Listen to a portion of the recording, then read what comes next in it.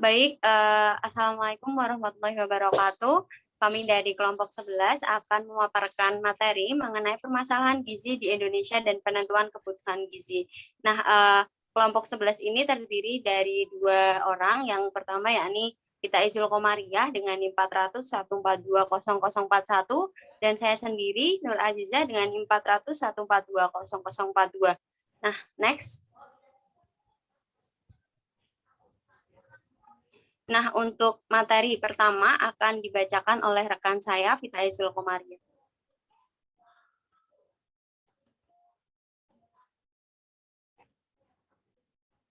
Baik, untuk materi yang pertama ini sekarang kita membahas masalah gizi di Indonesia.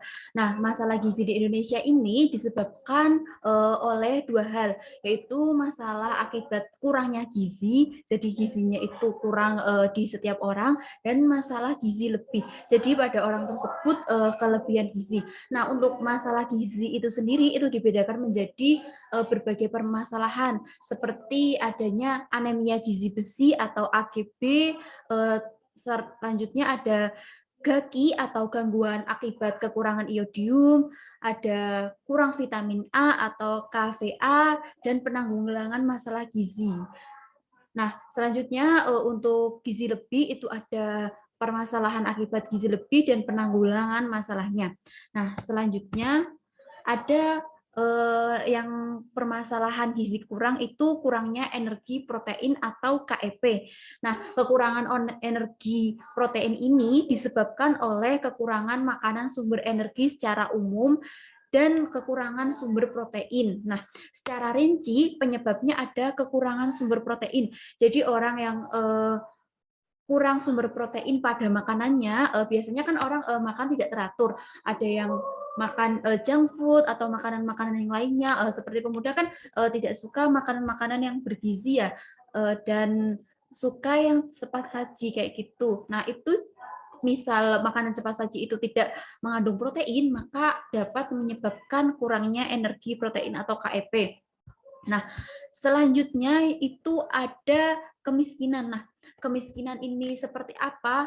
Nah, kemiskinan ini sebenarnya faktor yang eksternal di luar kendali kita ya, karena pada kemiskinan ini menyebabkan orang tersebut tidak mampu membeli makanan yang mengandung sumber proteinnya, seperti itu.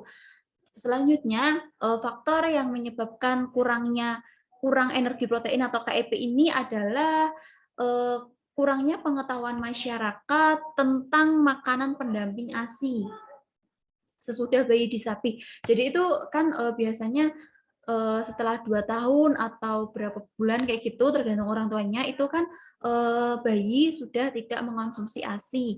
Nah, itu sebagian dari ibu-ibu tidak memiliki pengetahuan tentang makanan yang seharusnya dibutuhkan oleh bayi yang telah disapih kayak gitu. Nah, faktor yang menyebabkan kurang energi protein pada manusia selanjutnya adalah faktor lingkungan dan sosial. Nah, seperti yang kita ketahui, tren sekarang ini mungkin teman-teman sekalian sudah mengetahui bahwa adanya diet. Nah, diet sendiri itu merupakan suatu tuntutan sosial di mana kita apabila kelebihan berat badan akan menimbulkan faktor sosial yang akan menimbulkan diri orang tersebut yang kelebihan berat badan akan tertekan dan akan memiliki nilai kesenjangan sosial di antara lainnya. Nah, oleh karena itu kan biasanya orang yang memiliki berat badan berlebih akan melakukan diet. Nah, diet ini sebenarnya ada dua macam diet, di mana diet yang pertama itu menyebabkan kekurangan protein dan gizi cukup. Nah, diet yang nah ini kalau energinya cukup energi dan proteinnya kurang, maka ini bisa menimbulkan kwashiorkor gitu. Selanjutnya ada yang diet kurangnya gizi seimbang. Jadi itu biasanya diet tanpa aturan dan tanpa anjuran dokter sehingga menimbulkan gizi orang tersebut tidak seimbang kayak gitu. Nah, ketika seseorang itu diet dan gizinya tidak seimbang itu akan menyebabkan penyakit Maramus seperti itu. Nah, selanjutnya menurut Departemen Kesehatan RI KIP itu dibagi menjadi 3 tipe. Nah, 3 tipe itu ada ringan, sedang, dan berat. Nah, pada tipe ringan dan sedang ini anak tampak lebih kurus seperti itu. Jadi pada tipe KEP kurang energi protein yang ringan dan sedang itu ada anak tampak kurus. Jadi itu biasanya anak-anak itu memiliki berat badan yang kurang dari standar. Nah, untuk tipe KEP yang berat itu ada Maramus ditandai dengan penyakit Maramus kwashiorkor atau Maramus kwashiorkor seperti itu. Nah, selanjutnya ini kan tadi 3 KEP yang paling terakhir adalah berat. Nah, ini adalah dampak dari KEP yang tingkat berat. Nah, di sini ada gambar kwashiorkor dan di sini ada gambar Maramus. Nah, di sini kita dapat lihat perbedaannya di mana di kwashiorkor ini rambutnya menjadi lebih tipis dan kemerahan seperti rambut jagung. Kalian mungkin teman-teman sekalian mungkin pernah melihat jagung itu ada rambutnya. Nah, itu rambutnya kan tipis dan berwarna merah. Nah, untuk anak yang menderita kwashiorkor itu rambutnya seperti itu. Nah, terus wajahnya bulat dan sembab. Jadi itu anak yang menderita kwashiorkor itu wajahnya bulat dan lembab. Nah, terus pandangan mata anak yang menderita kwashiorkor itu matanya sayu, pandangan sayu. Seperti itu. Nah, selanjutnya itu adanya edema di seluruh tubuh, terutama kaki. Nah, ini tidak tampak ya. Tapi untuk penderita kwashiorkor itu biasanya adanya edema di tubuh, kaki, atau anggota badan lain. Nah, selanjutnya biasanya anak yang menderita kwashiorkor ini mengalami perubahan mental seperti sering cengeng, rewel, dan lainnya. Terus anak yang menderita kwashiorkor atau orang yang menderita kwashiorkor ini biasanya mengalami pembesaran hati, ototnya mengecil, sering diare, dan terdapat kelainan kulit seperti bercak merah yang meluas. Nah, selain itu anak yang menderita kwashiorkor ini juga akan mengalami anemia seperti itu dan dapat diketahui ini perutnya buncit ya teman-teman. Nah, selanjutnya itu ada Maramus. Di mana Maramus ini dapat teman-teman lihat tampak sangat kurus sekali. Nah, di sini penderita Maramus itu tampak sangat kurus dan wajahnya seperti orang tua karena terlihat keriput seperti itu.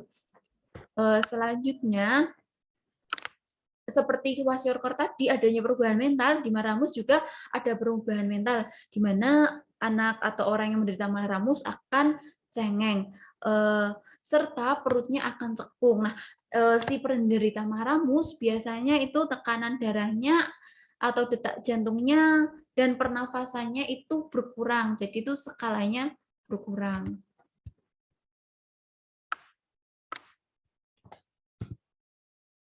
Nah, permasalahan gizi kurang selanjutnya adalah anemia gizi besi atau sering disingkat AGB. Nah, penyebab adanya penyakit anemia gizi besi ini yaitu kurangnya daya beli masyarakat untuk mengonsumsi sumber makanan zat besi terutama dengan ketersediaan biologik tinggi yang berasal dari hewan dan perempuan ditambah dengan kehilangan darah melalui haid. Jadi di perempuan itu penyebabnya ditambahi dengan kehilangan darah melalui persalinan atau haid. Nah, untuk dampak dari AGB ini atau anemia gizi besi ini memiliki dampak penurunan kemampuan fisik. Nah, produktivitas kerja dari setiap orang yang menderita anemia gizi ini akan berkurang seperti itu. Selanjutnya untuk orang yang menderita AGB kemampuan berpikir itu menyebabkan penurunan. Jadi adanya penurunan kemampuan berpikir pada orang yang menderita AGB atau anemia gizi besi. Nah, selanjutnya itu ada penurunan antibodi.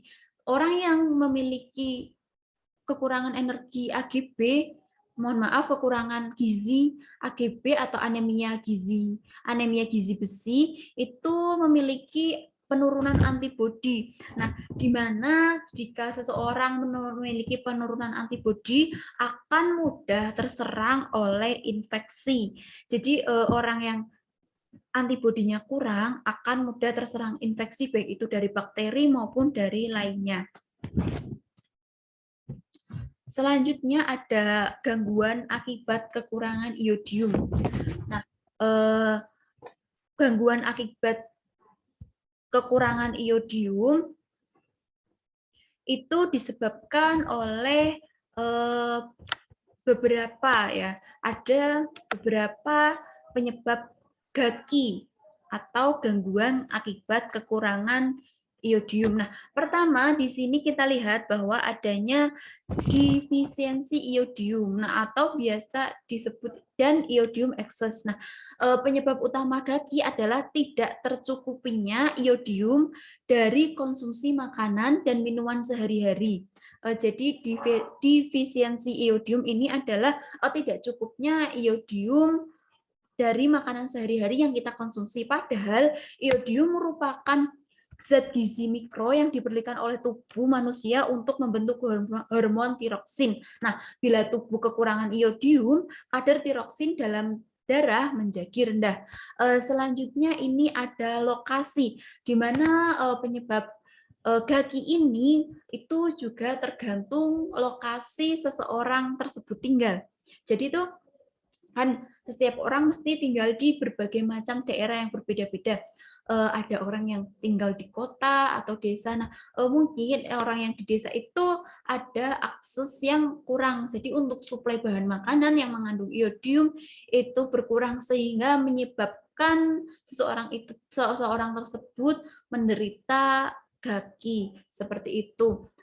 Selanjutnya juga ada faktor geografis dari orang itu tinggal. Nah, biasanya di berbagai daerah itu terdapat erosi yang menyebabkan hilangnya iodium ke laut kayak gitu. Jadi lokasi ini juga menentukan seseorang tersebut menderita gaki atau kemungkinan menderita gakinya rendah. Selanjutnya ada asupan energi dan protein. Nah, hubungannya apa energi protein dapat menyebabkan gaki? Nah, seperti yang kita tahu bahwa semua jenis makanan itu mengandung zat yang saling berhubungan. Nah, pada asupan protein ini, bila asupan protein rendah, maka menyebabkan gangguan pengambilan iodium oleh kelenjar tiroid. Jadi asupan energi protein ini berhubungan dengan gaki karena apa? Karena tadi gangguan tiroid itu apabila proteinnya rendah. Nah, protein kan merupakan salah satu faktor yang berperan dalam transportasi kelenjar tiroid. Nah, jadi kalau proteinnya rendah, maka akan terjadi gangguan dari pengambilan iodium tersebut. Nah, selanjutnya ada pangan goitrogenik. Nah, apa itu pangan goitrogenik? Nah, setiap ada makanan yang mengandung zat goitrogenik. Nah, zat goitrogenik itu apa? Zat goitrogenik merupakan senyawa yang dapat mengganggu struktur dan fungsi tiroid secara langsung dan tidak langsung. Nah, contoh dari zat goitrogenik ini ada tiosianat dan isotiosianat yang terdapat dalam sayuran kol, sawi, lobak, brokoli, dan yang lain. Selanjutnya ini ada faktor genetik.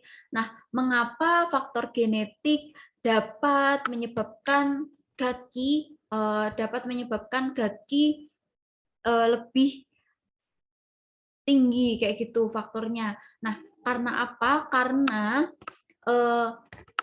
biasanya kan terdapat keluarga yang mengalami penyakit gondok. Nah, biasanya keluarga yang mempunyai penyakit gondok tersebut itu resikonya 2 kali lebih besar dibandingkan keluarga yang tidak mempunyai penyakit gondok. Jadi keluarga yang mempunyai penyakit gondok itu akan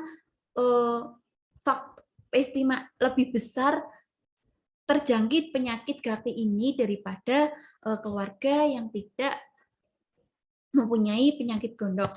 Nah, dampak gaki antara lain itu ada pembesaran kelenjar gondok, abortus, hipotiroid, kretinisme, gangguan mental, dan cacat fisik.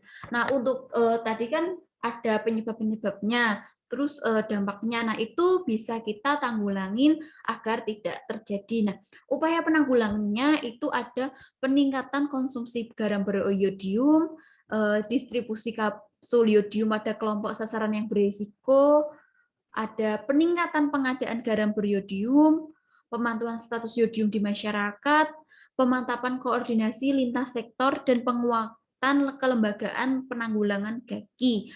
Nah, itu upaya yang bisa dilakukan untuk menanggulangi adanya gaki.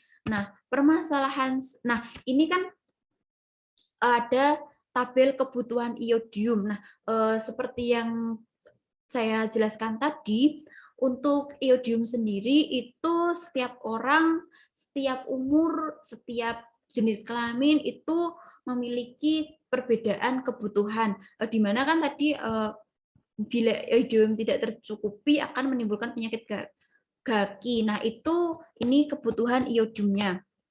Jadi anak yang umur 0 sampai 9 tahun itu butuh 90 sampai 120, sedangkan pria umur 10 sampai 80 dan lebih besar dari 80 tahun itu memiliki kebutuhan iodium sebesar 120 sampai 150, wanita umur 10 sampai 80 tahun dan lebih dari 80 tahun itu kebutuhannya 120 sampai 150.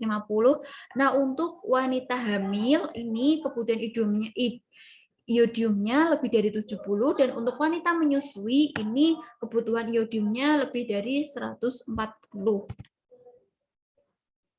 Selanjutnya ada kurang vitamin A atau KVA. Nah, kekurangan vitamin A atau KVA ini disebabkan oleh kemiskinan.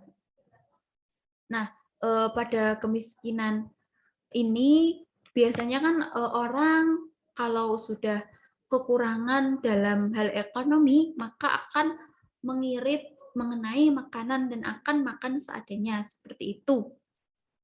Nah, dampaknya dari KVA sendiri ini ada buta senja, ada mata kekering, terus orang yang menderita KFA ini akan mengalami kekebalan tubuh yang menurun. Selanjutnya pada kulit, pada itu terdapat perubahan.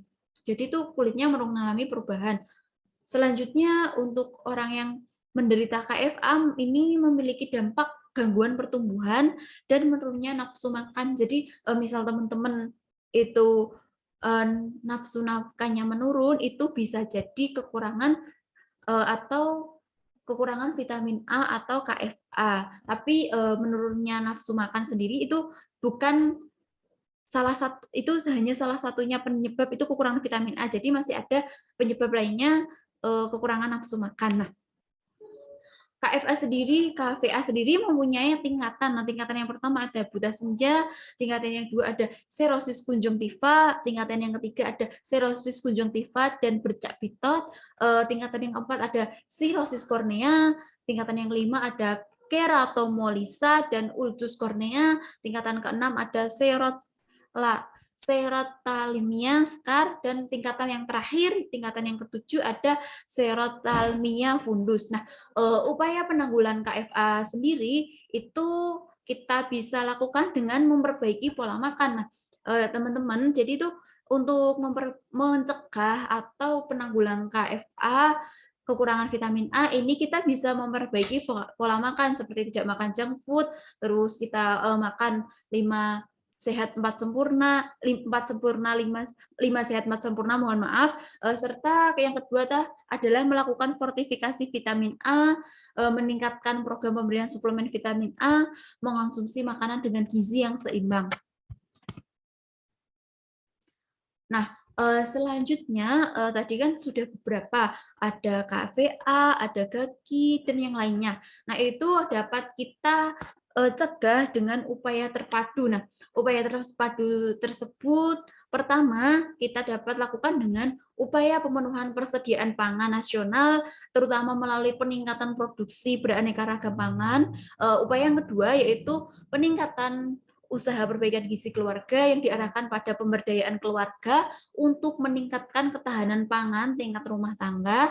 Upaya selanjutnya yaitu peningkatan upaya pelayanan gizi terpadu dan sistem rujukan mulai dari tingkat posyandu hingga puskesmas dan rumah sakit. Nah, upaya penanggulangan gizi kurang yang keempat itu ada peningkatan upaya keamanan pangan dan gizi melalui sistem kewaspadaan pangan dan gizi. Yang kelima, peningkatan komunikasi, informasi, dan edukasi di bidang pangan dan gizi masyarakat. Jadi ini untuk ada lembaga kesehatan yang berperan untuk edukasi masyarakat di bidang pangan dan gizi. Selanjutnya adalah peningkatan teknologi pangan untuk mengembangkan berbagai produk pangan yang bermutu dan terjangkau oleh masyarakat luas. Kalau produk pangan yang sekarang untuk makanan yang mahal-mahal yang mengandung protein seperti daging itu kan hanya bisa dijangkau oleh masyarakat yang berpenghasilan di atas rata-rata. Untuk masyarakat yang berpenghasilan di bawah rata-rata itu masih sulit menjangkau makanan yang bergizi.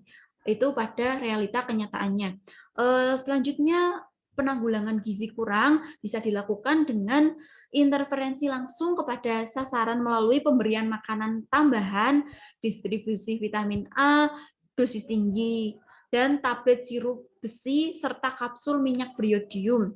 Jadi itu biasanya lembaga kesehatan atau Departemen Kesehatan Indonesia itu mendistribusikan langsung kepada orang-orang yang kekurangan vitamin A dan lain-lain seperti itu. Nah, untuk penanggulangan yang ke-8 bisa dilakukan peningkatan kesehatan lingkungan. Nah, peningkatan kesehatan lingkungan ini bermulai dari orang masing-masing. Jadi dari kesadaran diri masing-masing setiap individu orang. Nah, untuk yang ke-9 adanya upaya fortifikasi bahan pangan dengan vitamin A, iodium, dan zat besi. Nah, upaya pengawasan makanan dan minuman. Dan yang terakhir yaitu upaya penelitian dan pengembangan pangan dan zat gizi. Nah, upaya penelitian ini perlu dilakukan agar pengembangan pangan dan gizi di Indonesia itu dapat disebarluaskan seperti itu. Selanjutnya itu ada gizi lebih. Nah, gizi lebih ini adanya konsumsi seseorang yang mengkonsumsi gizi secara berlebihan. Nah, dampak gizi berlebihan itu adalah masalah gizi identik dengan kegemukan. Nah, kegemukan dapat menimbulkan dampak yang sangat berbahaya, yaitu munculnya penyakit degeneratif seperti diabetes mellitus, penyakit jantung koroner, hipertensi, gangguan ginjal, dan masih banyak lagi. Ini dapat teman-teman temuin ya. Biasanya orang yang gemuk itu biasanya menderita diabetes mellitus seperti itu.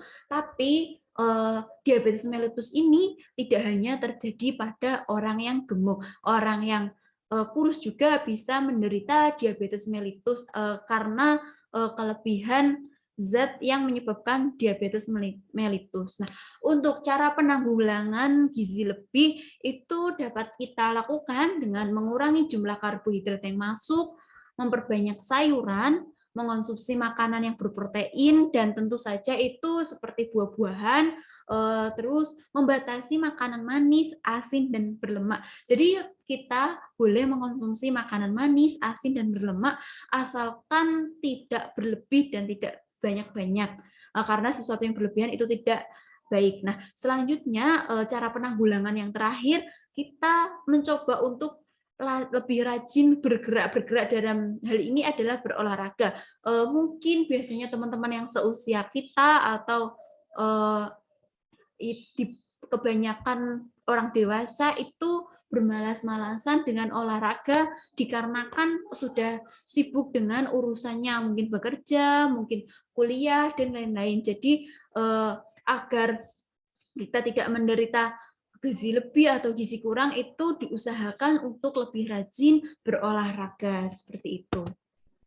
Nah, selanjutnya itu ada penentuan kebutuhan gizi. Jadi kan tadi saya sudah menjelaskan berbagai macam, misal ada penyakit gizi kurang, terus ada penyakit gizi lebih. Nah, itu gizi kurang, gizi lebih itu disebabkan oleh apa sih, teman-teman? Nah, itu ditentukan oleh kebutuhan gizi yang akan disampaikan oleh teman saya. Baik, terima kasih Kita Izul Komariah. Selanjutnya saya akan menjelaskan mengenai penentuan kebutuhan gizi. Nah, yang pertama ada angka kecukupan gizi yang dibutuhkan. Nah, untuk pertama-tama saya akan menjelaskan mengenai apa sih itu pangan. Nah, pangan merupakan salah satu kebutuhan pokok yang digunakan tubuh setiap hari dalam jumlah tertentu sebagai sumber energi dan zat-zat gizi. Nah, kekurangan atau kelebihan dalam jangka waktu lama akan berakibat buruk terhadap kesehatan. Kebutuhan akan energi dan zat gizi ini tergantung pada berbagai faktor, seperti halnya faktor gender, berat badan, dan aktivitas fisik. Kemudian, apa sih arti angka kecukupan gizi sendiri? Nah, angka kecukupan atau angka kebutuhan gizi sendiri adalah taraf konsumtif zat gizi esensial atau minimal yang dibutuhkan seseorang untuk mempertahankan status gizi adekudat. Next.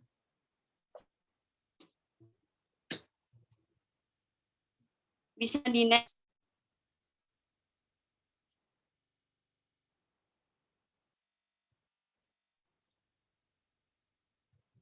Bisa di next. Nah, selanjutnya mengenai tujuan dari penggunaan angka kecukupan gizi sendiri. Nah, tujuan dari penggunaan angka gizi sendiri yakni yang pertama untuk merencanakan dan menyediakan suplai pangan untuk penduduk atau kelompok penduduk, kemudian menginterpretasikan data konsumtif makanan perorangan ataupun kelompok, dan yang ketiga yakni perencanaan pemberian makanan di suatu institusi. Kemudian terkait guna menetapkan standar bantuan pangan, selanjutnya untuk menilai kecukupan persediaan pangan nasional dan merencanakan program penyuluhan gizi, kemudian mengembangkan produk pangan baru di industri, dan yang terakhir untuk menetapkan pedoman untuk keperluan labeling gizi pangan begitu. Next. Nah, yang selanjutnya ini terkait menentukan kebutuhan PALI. Nah, sebelum kita menentukan AKG sendiri, terlebih dahulu harus ditetapkan kebutuhan PALI pada setiap orang begitu. Nah, untuk menetapkan AKG sendiri, mula-mula dilakukan penetapan kebutuhan PALI rata-rata tubuh terhadap zat gizi yang sudah diserap atau diabsorpsi. Nah, nilai ini kemudian disesuaikan dengan faktor kehilangan karena penyerapan tidak sempurna dan untuk menampung variasi kebutuhan antar individu dan ketersediaan PALI zat gizi antar sumber bahan pangan begitu. Nah, jadi kecukupan energi sendiri itu berbeda dengan kebutuhan gizi. Nah, hal ini dapat dilihat pada grafik berikut ini. Nah, pada grafik tersebut atau berdasarkan grafik tersebut, perbandingan kecukupan energi dan zat gizi itu berbeda. Nah, AKG untuk energi ini di sebelah kiri ini mencerminkan rata-rata kebutuhan setiap kelompok, yang mana kelebihan angka kecukupan rata-rata AKG energi ini dinilai kurang tepat karena jika dalam jangka panjang maka dapat menimbulkan obesitas pada orang yang mempunyai kebutuhan rata-rata. Sedangkan jika dilihat pada grafik yang sebelah kanan, angka kecukupan untuk protein dan zat gizi ini lain dinyatakan dalam taraf suapan terjamin, yakni rata-rata kebutuhannya plus 2,5 standar baku, yang mana hal ini sudah memenuhi kebutuhan hampir setiap individu. Nah, berbeda dengan AKG energi, AKG gizi ini lebih aman jika dikonsumsi sesuai atau bahkan lebih besar daripada taraf suapan terjamin, yang mana mengingat untuk zat gizi tertentu kebutuhannya bisa jadi didasarkan pada jumlah yang dibutuhkan tubuh untuk mencegah ketidakmampuan tubuh melakukan suatu fungsi khusus begitu. Nah, next.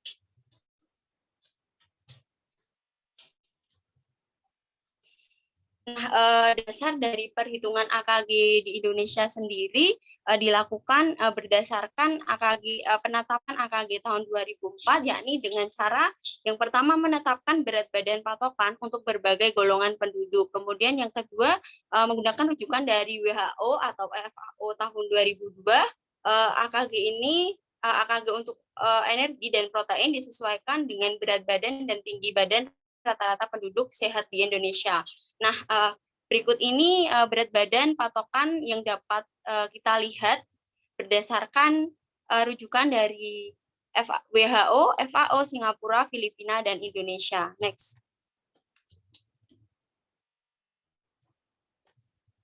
Nah, untuk menentukan angka kecukupan gizi sendiri dapat dilakukan dengan penentuan zat gizi makronutrien, yang mana jenis zat gizi makro yang perlu dihitung kebutuhannya yakni berupa kebutuhan karbohidrat, protein, dan lemak. Nah, setiap zat gizi makro ini memiliki presentasi tertentu dari total kebutuhan kalori begitu. Nah, yang pertama ada angka kecukupan protein orang dewasa menurut hasil-hasil penelitian keseimbangan nitrogen 0,75 gram per kilogram berat badan. Nah, kebutuhan protein tubuh adalah sekitar 10 sampai 15% dari kebutuhan kalori total.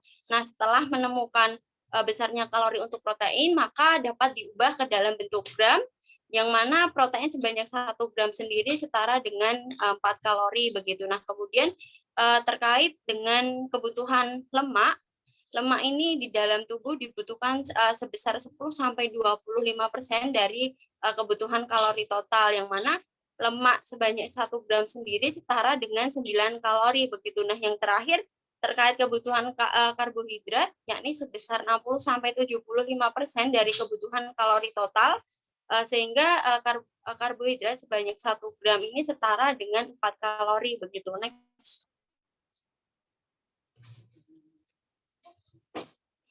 Nah, untuk menghitung kebutuhan gizi seseorang sendiri, sebelumnya itu perlu menghitung kalori harian yang dibutuhkan. Nah, biasanya para ahli gizi menggunakan rumus Harris-Benedict, yaitu rumusnya pada pria dengan rumus 66 ditambah 13,7 kali berat badan, kemudian ditambah 5 kali tinggi badan dikurangi 6,8 kali usia. Kemudian pada wanita sendiri, rumusnya yaitu 655 ditambah 9,6 kali berat badan, kemudian ditambah 1,8 kali tinggi badan dan dikurangi 4,7 kali usia. Begitu. Nah, berat badan yang dicantumkan ini itu harus dalam bentuk kilogram, kemudian tinggi badan yang dicantumkan juga harus bentuk sentimeter begitu. Nah, setelah mengetahui hasilnya, ini dikalikan sesuai dengan aktivitas yang dilakukan. Misalkan seseorang ini sangat jarang berolahraga, jadi hasil dari tersebut dikalikan 1,2. Kemudian jika seseorang tersebut jarang olahraga, maka seperti halnya olahraga 1 sampai 3 kali per minggu, maka hasil tersebut dikalikan 1,375. Kemudian untuk seseorang yang cukup olahraga, yakni jika seseorang tersebut olahraga 3 sampai 5 kali per minggu, maka hasil tersebut dikali 1,55. Kemudian jika seseorang tersebut sering olahraga, seperti halnya olahraga 6 sampai 7 kali per minggu, maka hasil tersebut dikali 1,725, dan jika seseorang tersebut sangat sering olahraga seperti halnya sekitar 2 kali dalam sehari, maka hasil tersebut dikali dengan 1,9. Nah, dari rumus di atas untuk menghitung kebutuhan protein, karbohidrat, dan lemak berdasarkan kebutuhan kalori yang telah dihitung, maka contoh perhitungannya itu sebagai berikut. Nah, misalkan kebutuhan kalori seseorang itu 1.500 kalori begitu. Nah, maka untuk mencari protein, yakni dengan cara 15% dikali kebutuhan kalori, karena di sini sudah diketahui kebutuhan kalorinya 1.500, maka 15% dikali 1.500 dihasilkan 225 kalori. Kemudian hasil tersebut dibagi 4 untuk dijadikan gram, sehingga mendapatkan hasil 57 gram. Kemudian untuk karbohidrat, yakni dengan rumus 60% dikali kebutuhan kalori per hari, yakni 1.500 di sini. Nah, 60% dikali 1.500 sama dengan 900 kalori, kemudian hasil dibagi 4 untuk dijadikan gram, sehingga mendapatkan hasil 225 gram begitu. Nah, dan yang terakhir terkait lemak ini dilakukan dengan cara 15% dikali kebutuhan kalori dalam sehari, karena di sini 1.500, maka 15% dikali 1.500 maka dihasilkan 225 kalori, kemudian dibagi 9 untuk dijadikan gram, maka didapatkan hasil 25 gram. Maka dalam hal ini jika misalkan kebutuhan kalori seseorang itu 1.500 berdasarkan perhitungan garis Benedict, maka protein yang dibutuhkan dalam sehari yakni 57 gram, kemudian karbohidrat yang dibutuhkan yakni 225 gram, dan lemak yang dibutuhkan yakni sebesar 25 gram begitu. Next.